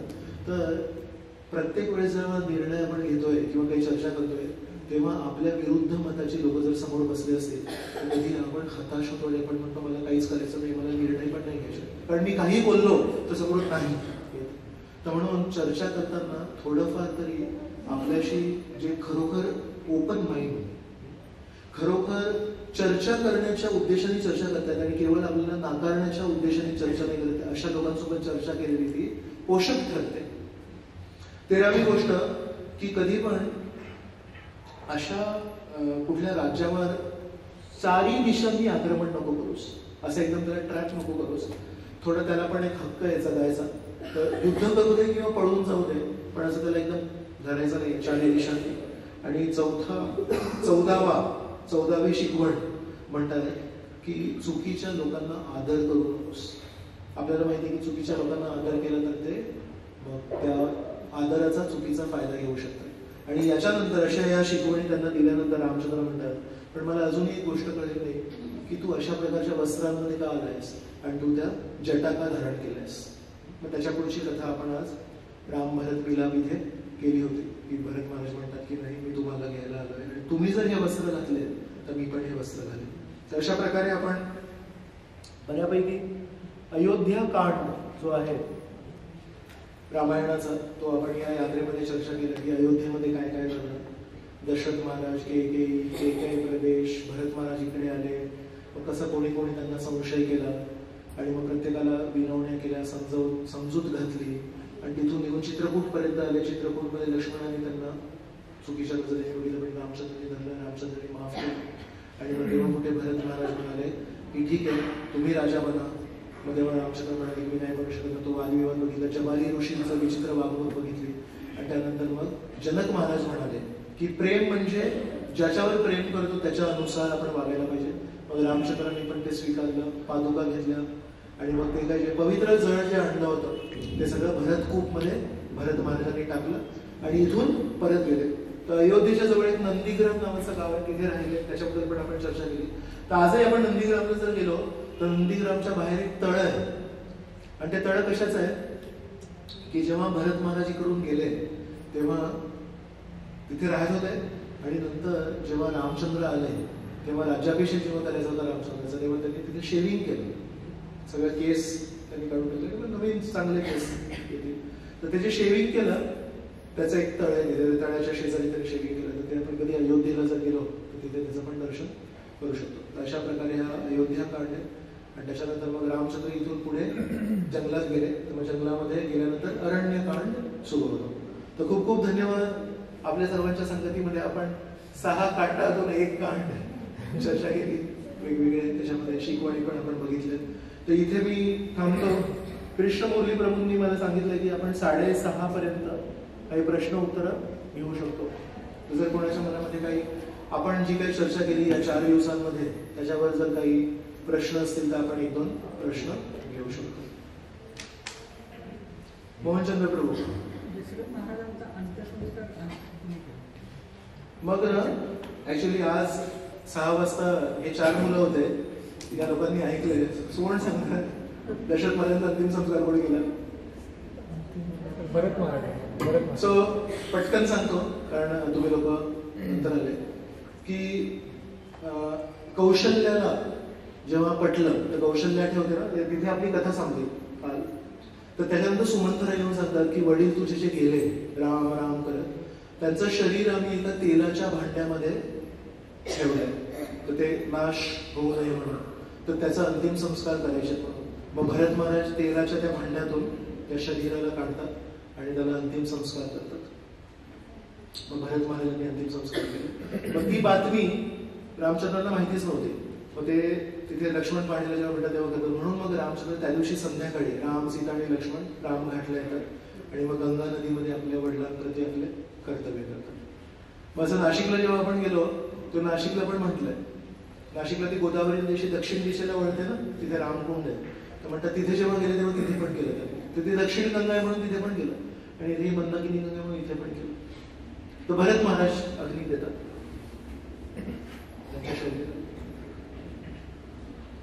येस प्रभूजी, आज दुपारी आपण चर्चा केली कर्मवाद आणि दैववाद याच्यामध्ये, डेस्टिनी आणि चॉईस याच्यात. बऱ्याचदा आपण पूर्ण प्रयत्न करून सुद्धा म्हणजे फार असा भरपूर काळ जातो की प्रत्येक कामामध्ये आपल्याला अपयश येत असतं. आणि जरी आपण भरपूर श्रवण केलं की प्रत्येक याच्यामध्ये आपण त्या सिच्युएशनला आध्यात्मिकदृष्ट्या बघायचं, जर आपण कंटिन्यू श्रवण करत राहिलो तर आपण त्या सिच्युएशनला प्रॉपर फेस करायचं, जरी ते आपल्या इच्छेनुसार होत नसेल. पण बऱ्याचदा असं होतं की ते आपण पॅचअप करत असताना श्रवणमधली जी काही रुची आहे ती निघून जाते. कारण की प्रत्येक वेळेस म्हणजे आपण अपयश अपयश अपयश हेच आपण बघत असतो. तर अशा सिच्युएशनमध्ये असं फेस होतं की आपण आपल्या आध्यात्मिक जीवनामध्ये खाली चाललो, जरी घटना तर आपल्या इच्छेच्या अनुसार घडत नाहीये, पण आपल्या आध्यात्मिक जीवनात पण आपण खाली खाली चाललो. तर अशा सिच्युएशनमध्ये आपण कसं वर यायला पाहिजे? तर सगळ्यांच्या माहितीसाठी प्रभूजीचा प्रश्न मी एकदा रिपीट करतो, मग तुम्ही बघा तो बरोबर मी समजलो. प्रभूजी म्हणतात की अनेक वेळा आपल्याकडून जेवढं काही शक्य आहे ते प्रयत्न केल्यानंतर पण कधी कधी अपयश येतं. आणि तेव्हा आपण ऐकतो की नाही श्रवण कर, नीट श्रवण कर, तू नीट श्रवण करत नाही, मग श्रवण पण करतो, पण श्रवण करून पण यश नाही मिळत. आणि जेव्हा श्रवण करून पण यश नाही मिळत तेव्हा भक्तीमधली जी रुची ती कमी होत जाते. यश नाही, पण त्या सिच्युएशनला फेस करण्याची शक्ती सुद्धा मिळेल. ओके, त्या सिच्युएशनला फेस करायची शक्ती पण नाही ना. म्हणून समजा एका चिमणीने ठरवलं की मी उंच भरारी घेणार आहे आणि ती खूप प्रार्थना करते, हे परमेश्वरा मी तुझी शुद्ध भक्त आहे, मी एकादशी निर्जल करणार आणि 64 माळा रोज करणार. पण शेवटी त्या शरीराची एक क्षमता आहे ना, चिमणीच्या शरीराची काही क्षमता आहे आणि गरुडाच्या शरीराची काही क्षमता आहे. तर केवळ प्रार्थना करून जर चिमणीचं शरीर गरुडामध्ये परिवर्तित होणार असेल तर मग ही जी पद्धत आहे की आपण कुठेतरी अपयश प्राप्त करतोय किंवा कुठेतरी आपल्याला काही नीट जमत नाहीये आणि आपल्याला कुठेतरी श्रवण नीट कर, किंवा कधी कोणी सांगेल की जप नीट, किंवा कोणी सांगेल की तू जप अजून वाढव, तू किती माळा करतो, 16 माळा करतो, उद्यापासून 32 माळा कर. मग केवळ 32 माळा केल्यानंतर तुझं शरीर बदलणार आहे. मग आपल्याला हे जे शरीर मिळालंय ते आपल्या पूर्वकर्मानुसार मिळालंय, बरोबर. मग आपली बुद्धी आहे ना, त्याचा एक माप आहे. आपल्या शरीरामध्ये किती शक्ती आहे त्याचा एक माप आहे, बरोबर. तर तो जप करून ते बदलणार, शरीर बदलतं जप करून. किंवा जप करून एक ढ मुलगा आहे, त्याला 64 माळा करायला लावल्या रोज. हरे कृष्ण असं तो स्पष्ट उच्चारण पण करतोय, 64 माळा करतोय, पण तो ढ आहे. तर तो शाळेमध्ये पहिला येणार, कारण तो माळा करतोय म्हणून. मग हे जे लॉजिक आहे ना, हे कुठून आलंय हे मलाच माहिती नाहीये. हे कुठून तरी आलंय की आपल्या या प्रारब्धानुसार जे शरीर मिळाले त्याच्यामध्ये काही क्षमता आहे, त्याच्यामध्ये काही मर्यादा आहे. त्या उणीवा त्या मर्यादा भरून काढण्यासाठी आपण हरे कृष्ण महामंत्राचा जप करायचा, किंवा त्या उणीवा भरून काढण्यासाठी आपण श्रवण अजून करायचं. श्रवण केल्याने आपली चेतना बदलते, आपलं शरीर नाही बदलत. माझ्या शरीरामध्ये समजा कमी शक्ती आहे, माझी पाठ आहे ना ती कमजोर आहे समजा, तर मला त्या पाठीच्या कमजोरीसाठी व्यायाम करायला लागणार. जप एक्स्ट्रा करून ती पाठ बरी नाही होणार आहे, पण जप एक्स्ट्रा करून जेव्हा माझी उद्या पाठ कोसळेल तेव्हा ज्या वेदना होतील त्या सहन करण्याची शक्ती कदाचित त्या जपातून येईल. पण म्हणजे आधी सगळं काही कोसळणार आणि त्या कोसळण्याचं जे दुःख आहे ते सहन करायची शक्ती काढायची, की ते कोसळू नाही द्यायचं. आपण कशावर काम करायला पाहिजे. म्हणून कुठेतरी भक्त लोक काय विचार करतात की जे कोसळते ते कोसळू दे, आणि कोसळताना जे दुःख होतं ते सहन करण्याची शक्ती दे मला परमेश्वरा. पण आपण परमेश्वराला कोसळण्याचं दुःख सहन करण्याची शक्ती मागण्यापेक्षा ही बुद्धी का नाही मागत की ते कोसळू नको दे. माझं जीवन जर कोसळलं तर मी एकटाच कोसळणार आहे की माझ्या आजूबाजूचे लोक पण कोसळणार आहेत. मग हा प्रश्न आपण विचारायला पाहिजे. मी जर एकटा जीव सदाशिव असेल तर तो एकटा जीव कोसळला ठीक आहे ना, एक जीव कोसळला, पण आपण एका समाजात राहतोय. मग समाजात राहतोय म्हणजे मी कोसळलो तर हे पण कोसळणार, यांना पण वाईट वाटणार, यांना दुःख होणार, यांना त्रास होणार. मग आपण जेव्हा कोसळतोय तेव्हा आपण 4 लोकांना घेऊन कोसळतोय. मग इतरांप्रती आपली ती सेवा आहे की आपण कोसळायला नाही पाहिजे. म्हणून आपण परमेश्वराला ती बुद्धी मागायला पाहिजे की मला नेहमी स्वतःची काळजी घेण्यासाठी बुद्धी दे, की मी इतरांना माझ्या सेवेत नाही लावणार, तुम्हाला पण माझ्या सेवेत नाही लावणार. मी स्वतःला नेहमी स्ट्रॉंग ठेवणार की मी इतरांची सेवा करणार आणि तुमची पण सेवा करणार. म्हणून प्रत्येक गोष्टीला कुठलाही प्रश्न विचारला जप वाढवा. रोजी कधी कधी मला एकटेपण वाटतो, जप वाढवा. रोजी कधी कधी ना मी अंधारात जेव्हा बसलेला असतो तेव्हा मला छतावर असे वेगवेगळे आकृती दिसतात, भागवत वाच. आणि त्याच्यासोबत विचार करायला पाहिजे की ते काय दिसतंय, त्याला खरोखर काय दिसतंय की त्याला कुठे काहीतरी धक्का बसलाय, कुठे ऍक्सिडेंट झाला असेल विचारायचं, घसरून पडला असेल, डोक्याला मार लागला असेल, इथे आतमध्ये काहीतरी झालं असेल म्हणून त्याला काय काय दिसतंय, त्याला औषधाची गरज आहे. समजा माझा ऍक्सिडेंट झाला आणि ऍक्सिडेंट झाल्यानंतर मी काहीतरी चुकीची बडबड करायला लागलो, तुम्ही मला जपमाळा नका देऊ हातात. मला हॉस्पिटलमध्ये घेऊन जायला लागेल आणि सांगायला लागेल की जेव्हा नंदुलाल जसा ऍक्सिडेंट झाला तेव्हा ते गाडीची काच लागली आणि तेव्हापासून नंदुलाल जसं काहीतरी वेगळं बोलताय, त्याला काहीतरी औषध वगैरे द्यायला लागेल किंवा इथे सिटी स्कॅन करायला लागेल की आतमध्ये काही धक्का पोचला का. आपण काय करतोय, प्रत्येक गोष्टीला हरिनाम करतोय. मग प्रत्येक गोष्टीला हरिनाम जर असतं मग बाकीचं सगळं काही करायची गरज नाही. मग प्रत्येक आध्यात्मिक उणीवांसाठी हरिनाम आहे. आध्यात्मिक भूक लागली असेल तर आपण जप नाही करत, वर प्रसाद देतो. तो परमेश्वराला अर्पण करूनच देतो, पण प्रसाद देतो ना, डाळ भात देतो की नाही. तू पहिला अध्याय वाच, तू दुसरा अध्याय वाच, प्रभूजी मला पण भूकले, तू 15वा अध्याय वाच, मला म्हणतो तू 18वा अध्याय वाच, तुला लांब अध्याय देतो, तुला लहान अध्याय देतो. हे काय चाललंय. मग तसं शारीरिक गरजांसाठी शारीरिक पदार्थ द्यायला लागतात, परमेश्वराला अर्पण करूनच देतोय. भात डाळ गोड परमेश्वरला. पण ते भात डाळ आहे ना, पोटासाठी भात डाळ आहे ना, कागद नाही ना भागवताचा आपण देत. तसंच कधी कधी मानसिक पण आपल्याला जर काही उणीवा असतील, आपल्या मनामध्ये काही काही विचार असतील आणि आपल्याला ते कळत नाहीये, तर त्याला सोल्युशन देणे की तू जप जास्ती कर, हे किती चुकीचं आहे. इथून रक्त वाहत असेल ना तर त्याला बँडेड लावायला पाहिजे. आपण काय करतोय, हरे कृष्ण हरे कृष्ण, ते रक्त वाहत आहे, तिथे पट्टी लावतो की नाही. मग तसं मानसिक जर कोणाला वेदना झाली आहे तर त्याला हे नाही म्हणायला पाहिजे की जप एक्स्ट्रा कर. त्याला सांगायला पाहिजे काय झालं, का तुला मानसिक वेदना आहे, बोलायला पाहिजे. त्याला मदतीची गरज आहे. म्हणून प्रत्येक गोष्टीला आपण भागवताशी जोडतो, प्रत्येक गोष्टीला जोडतो. तर हा एक थोडासा आपण कधी कधी कल दुसरीकडे घेतो. रक्त वाहण्यासाठी बँडेड लावायला पाहिजे. तसं मानसिक कधी असेल त्याला काउन्सिलिंगची गरज आहे. मग समजा एक भक्त आहे, त्याला रक्त वाहत आहे आणि त्याला आपण नुसतं हरे कृष्ण आपण हरे कृष्ण तर ते रक्त वाहत बनून दिला. पण बँडेड लावल्यावर रक्त वाहणं बंद करेल, तो छान जप करेल नाही. पण आपण हरे कृष्ण ते रक्त वाहत तो त्याचं जीव वर खाली होतोय, एवढं रक्त वाहतंय माझ्या शरीरातून, प्रभूजी फक्त हरे कृष्ण जप करतात, तर तो जप पण चांगला होत नाही त्याचा.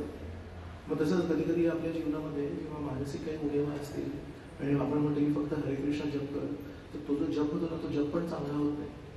त्याच्यापेक्षा त्याला जर मदत केली, त्याला जर काउन्सिलिंग केलं आणि काउन्सिलिंगमुळे त्याची जी मानसिक वेदना आहे ती थंड झाली, तर त्याला ऍक्च्युली तो जप चांगला करेल.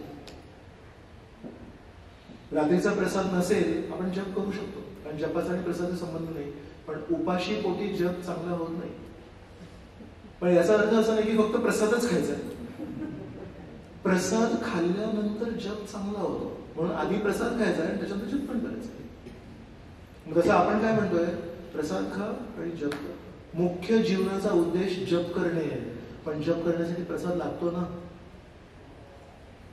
आपण जप करतोय पण स्वेटर पण घालतोय ना. असं नाही की नाही आपण जप करूया अजून ओरडा हरे कृष्ण एवढी शक्ती ऊर्जा निर्माण होईल ओरडल्याने, चल नाचूया आपण. सगळे स्वेटर काढलं आणि कीर्तनामध्ये एवढं नाचायचं की घाम फुटायला पाहिजे. तसं नाहीये करायची. स्वेटर घाला, चांगले उष्ण कपडे घाला आणि त्याच्यानंतर छान भावनेने, प्रार्थनेच्या भावनेने कीर्तन करा. गरमी आणण्यासाठी आणि या थंडीला दूर करण्यासाठी कीर्तन नाही करायचंय. मग कधी कधी आपण असे पर्याय देतो, थंडी वाजते स्वेटर काढ आणि कीर्तनामध्ये उड्या मारतो. कीर्तनामध्ये उड्या आनंदाने मारायच्या नाही, थंडीला दूर करण्यासाठी नाही मारायच्या. मग माझं काय म्हणणं आहे, तुम्ही स्वेटर घाला, आता छान म्हणताय आता उड्या मारा, पण त्या उड्या तुम्ही परमेश्वराचा आनंद देण्यासाठी असतील, दुसऱ्या कुठल्या तरी कार्यासाठी नसतील. ओके, तुम्हाला तुमच्या प्रश्न येस मध्ये माझा प्रश्न होता की भरत महाराजांच्या संदर्भात जो आनंदगोपी मातांनी विचारला त्या संदर्भातला माझा पुढचा प्रश्न होता की भरत महाराजांना जसं वेगवेगळ्या व्यक्तींनी वेगवेगळ्या दृष्टिकोनातून पाहिलं, म्हणजे त्या चुकीच्या दृष्टिकोनातून पाहिलं. पण भरत महाराजांच्या जीवनामध्ये एक गोष्ट लक्षात येते की ही एक घटना अशी होती की प्रभू रामचंद्रांना वनवासाला जावं लागलं आणि त्या एका घटनेतून या सगळ्यांचे दृष्टिकोन भरत महाराजांकडे बदलले सगळ्यांचे. तर तेव्हा तुम्ही ते जे उत्तर दिलं होतं की जेव्हा आपल्या जीवनामध्ये पण अशा पद्धतीने घटना घडत असतील तर आपण पण त्या पद्धतीने एक सांगण्याचा प्रयत्न केला पाहिजे. तर माझा प्रश्न असा होता की कधी कधी असं होऊ शकतं की आपण कधी सांगतो की जेव्हा कोणीतरी चुकीच्या दृष्टिकोनातून आपल्याकडे बघतं, पण कधी कधी असं पण होऊ शकतं की ते चुकीच्या दृष्टिकोनातून बघण्यापेक्षा पण जास्त विरुद्ध दृष्टिकोन असतो त्याच्यामध्ये आणि तरीही आपल्याला ती गोष्ट करावी लागते की चला आपण तसे नाहीये किंवा आपण त्या पद्धतीने सांगण्याचा प्रयत्न केला पाहिजे, आपले कर्तव्य म्हणून. मग अशा पद्धतीने पहिल्या वेळेस आपण सांगू शकतो, दुसऱ्या वेळेस सांगू शकतो, तिसऱ्या वेळेस. पण याच्यातून काय होतं की कधी कधी आपल्याला इतकी निराशा येते आणि आपला स्वतःचा पण एक कॉन्फिडन्स कमी होऊन जातो की आपण जी गोष्ट करतो तर त्याच्यावरचा आपला आत्मविश्वास कमी होऊन जातो. आणि दुसरा एक प्रश्न माझा असा होता की मग याच्यामध्ये असा एक दृष्टिकोन नाही का की त्या भक्ताची, ज्याला आपण सांगतोय की त्याची मॅच्युरिटी काय आहे किंवा मग त्याचा कृष्णा कॉन्शियसनेस मधलं त्याचं आध्यात्मिक हे काय आहे त्याच्यावर पण अवलंबून आहे की ते आपण किती सांगावं. तर असा प्रश्न आहे की हा दृष्टिकोन कुठपर्यंत योग्य आहे. मग आपण जी चर्चा केली ना की आपण काय करावं याच्यावर चर्चा केली.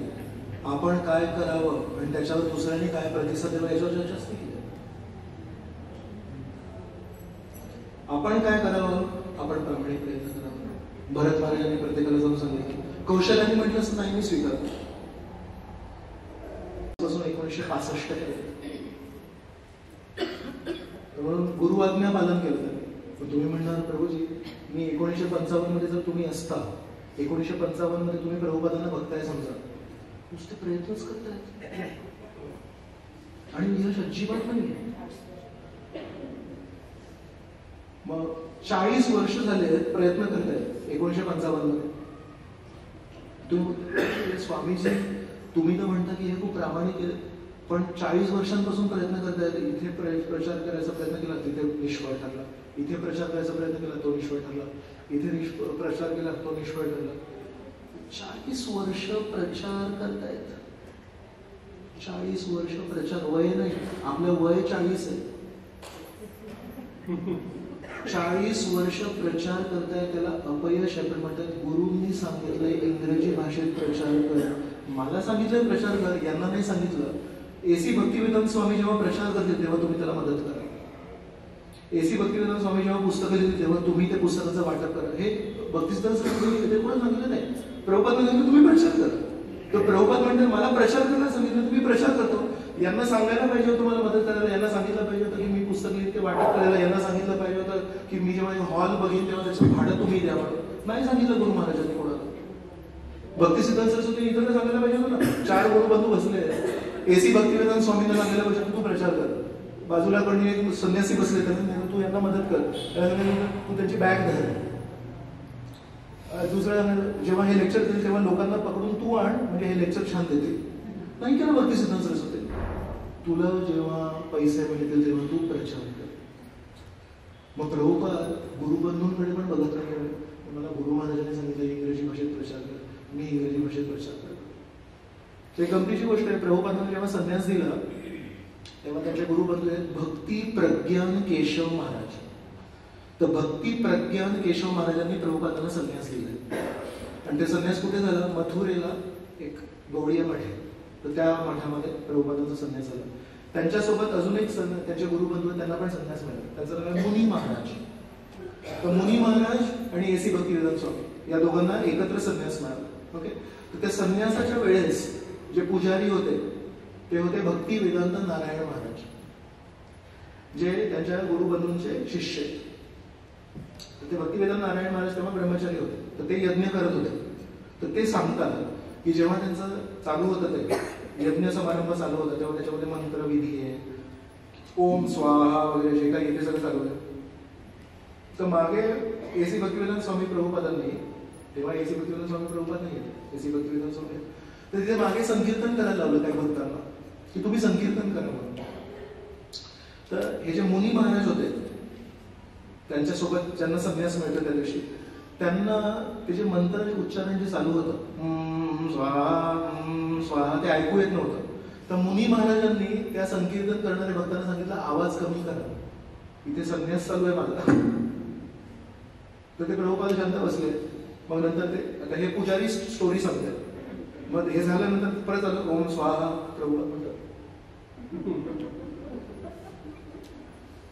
प्रभुपाद म्हणतात नाम संकीर्तन हे युगधर्म आहे.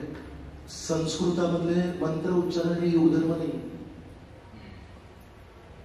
मग ही समज आहे, एवढं क्लॅरिटी आहे की हे मंत्र उच्चारण इकडे तिकडे झालं तरी चालेल, पण नाम संकीर्तन व्हायला पाहिजे. आणि मग दोघांना दीक्षा दिली, संन्यास दीक्षा दिली. आणि मग त्यांना गुरूंनी भक्ती प्रज्ञान केशव महाराजांनी त्या दोन्ही संन्यासी शिष्यांना सांगितलं 2 शब्द बोला, काहीतरी माहिती दिला.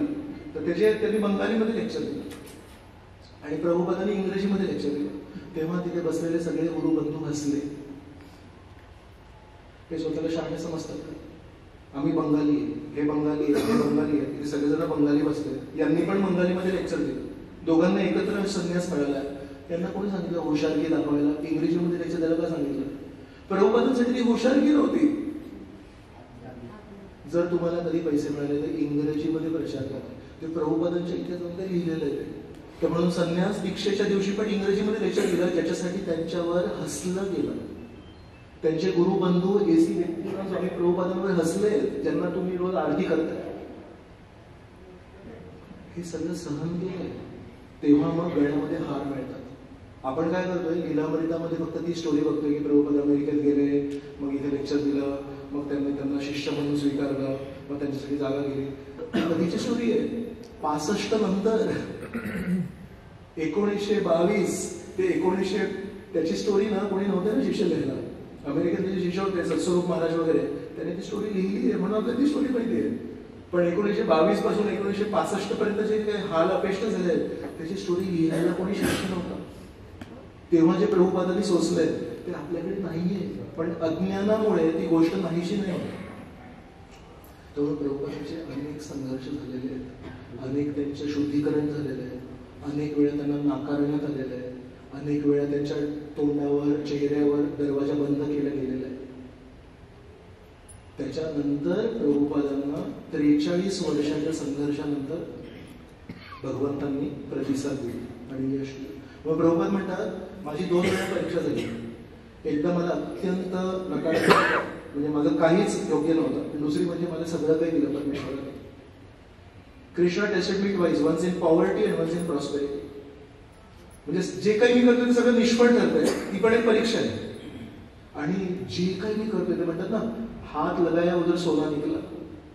इथे लेक्चर दिलं तर 100 लोक तयार भक्ती करण्यासाठी, इथे दिलं तर अचानक 10 वर्षात पूर्ण 108 मंदिर बांधली. एक मंदिर करता करता आमची TMC होती. कसं करायचं, काय करायचं, 108 मंदिर करतायत. तर म्हणतात श्रीकृष्णाने माझी 2 वेळा परीक्षा घेतली. एकदा माझ्याकडून सगळं काही काढून घेतलं आणि एकदा मला सर्व काही दिलं. पण मी दोन्ही परिस्थितींमध्ये श्रीकृष्णावर अवलंबून होतो. तर म्हणून जनरली असं बघितलंय साधू संतांच्या जीवनामध्ये की काढून घेण्याची परीक्षा आधी येते, सर्व काही देण्याची परीक्षा नंतर येते.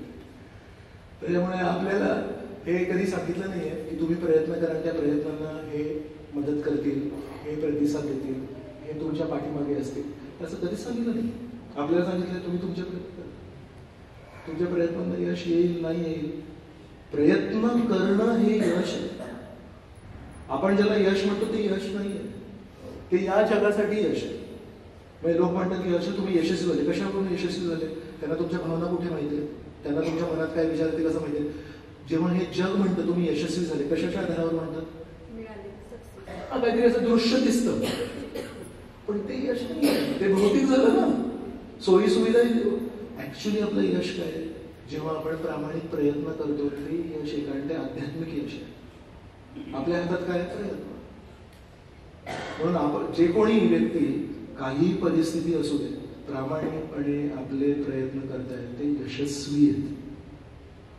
आणि तसं यशस्वी नंतर कधी कधी भगवंत इतरांना समजेल असं पण यश देतात.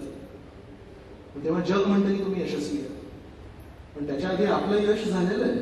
आपण प्रामाणिक, आपण प्रयत्न केले ते यश.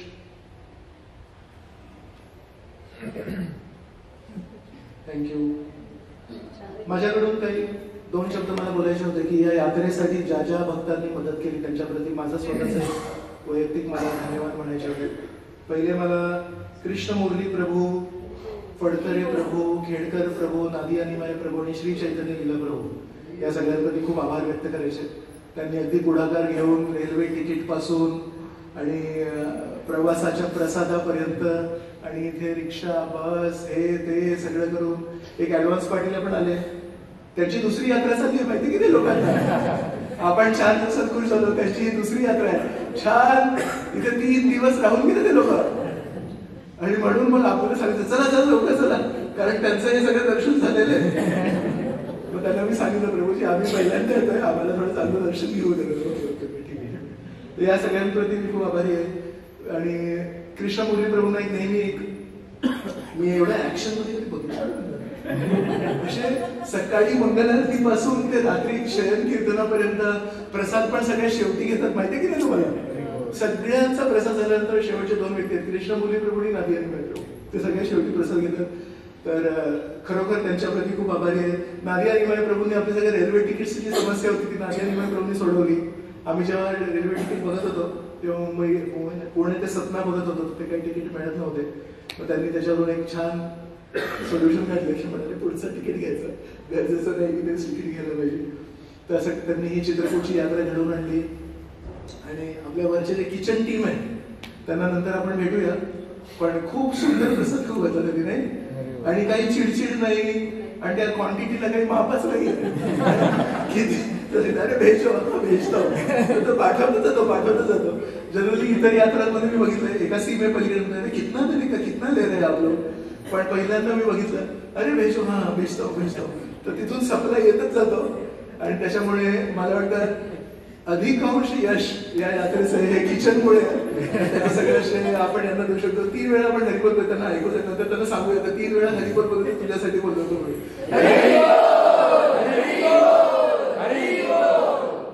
आणि हे विजय यादव प्रभूंनी कमीत कमी 30-40 लोकांचे तिकीट काढून त्यासाठी मॅनेजमेंट केली. कोणाचं कॅन्सल, कोणाचं ऍड, हे ते. आणि वायसे प्रभू आणि माने प्रभू हे फोटोग्राफी करतात, व्हिडिओ शूटिंग, फोटो शूटिंग. आणि आपली पुजारी टीम रोज सकाळी छान वेळेवर मंगल आरती होते आणि वेगवेगळ्या भक्तांनी गायले. मोहनचंद्र प्रभूंना मी पहिल्यांदा गाताना बघितलं आजपर्यंत मी कधी त्यांना गाताना बघितलं नाही. छान उग्रसेन प्रभूंनी आरती केली, वेगवेगळ्या भक्तांनी तुळशी शोधून काढली. आपले अनंत बलदेव अरविंद प्रभू आहेत इथले आमचे धाम दर्शक, त्यांनी आपल्याला तुळशी अरेंज करून दिली. आणि काय काल बोटीसाठी मदत केली, वेगवेगळ्या ठिकाणी वेगवेगळी मदत केली आहे. अशा प्रकारे आणि तुम्ही सर्वच उत्साही भक्तवृंद की नेहमी चला आज कुठे जायचंय, आज इथे जाऊ, आज संध्याकाळी तिथे जाऊ. आणि अजून कोण मेडिकल टीम आपली किती लोकांनी औषधं घेतली त्यांच्याकडून कधी तर नेहमी तिथे प्रसाद वाढायला पण तयार असतात. आणि तिथे मला एक कळलं नाही, पण फक्त मेडिकल टीमला प्रश्न विचारायचा मला, याचं उत्तर नंतर द्या मला, की तुम्ही आईस्क्रीमच्या कॉर्नरच्या शेजारी टेबल थोडा कुठेतरी दूर लावायला पाहिजे होतं. कारण मला नेहमी प्रश्न पडायचा की हे लोक इथे सर्दीच्या गोळ्या देतात आणि मागेच आईस्क्रीमचा टेबल, तो पण त्यांनी मुद्दामून ट्रान्सपरंट ठेवला की कधी पण तिथे नजर जाईल. अशा प्रकारे अनेक भक्तांनी वेगवेगळ्या सेवा केल्या. नक्कीच याच्या पलीकडे पण भरपूर नावं असतील त्यांनी सेवा केली. तर सर्वांप्रती खूप खूप धन्यवाद. आणि अशाच प्रकारे दरवर्षी जर छान तुम्ही यात्रा ऑर्गनाईज केलं तर अजून पुढच्या वर्षी दुप्पट लोक येणार आहेत. तर कृष्णपुरी प्रभू आर यू रेडी? खूप खूप धन्यवाद.